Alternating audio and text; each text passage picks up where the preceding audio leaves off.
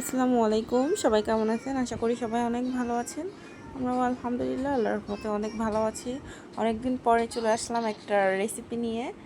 আজকে আমি রান্না করব নাম না জানা সাগরের এক মাছ দিয়ে পটল ভুনা।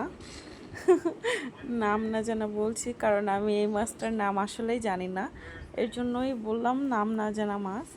এখানে আমি মাছটাকে ভালোভাবে ভাজি করে নিয়েছি প্রথমেই। এরপরে আমি এখানে নিয়েছি 3টা পটল আর নিয়েছি একটা আলু।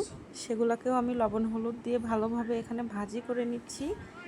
এখানে আমি প্রথমে মাছটাকে ভাজি করে নিয়েছি, এর জন্য তেলটা কেমন জানি দেখা যাচ্ছে। আমি ওই তেলের মধ্যেই আর কি পটল আর আলুটা ভাজি করে নিচ্ছি।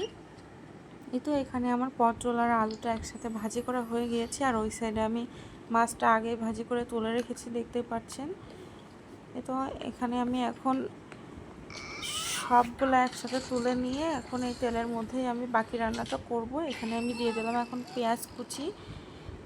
পেঁয়াজটাকে আমি এখানে ভালোভাবে ভাজি করে নিব। আমি একটু পেঁয়াজটা বেশি ইউজ করেছি আজকে, এই জন্য আমি এখানে পেঁয়াজ বাটাও ইউজ করব, যার জন্য এই পেঁয়াজটা আমি একটু বেশি করে ভাজি করে নিব, মানে একটু ব্রেস্তার মতো করে নিব আর কি।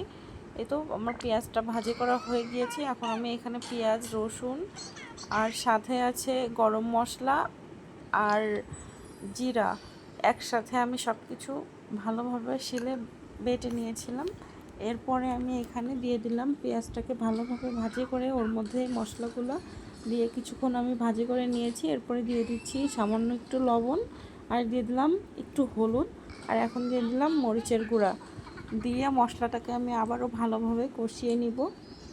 এখানে মশলাটা আমার কষানো হয়ে গিয়েছে, দেখতে পাচ্ছেন তেল উঠে গিয়েছে। এখন আমি ভেজে রাখা আলু আর পটল এখানে দিয়ে দিলাম, দিয়ে আমি মশলার সাথে আলু পটলটাকে ভালোভাবে কষিয়ে নিব।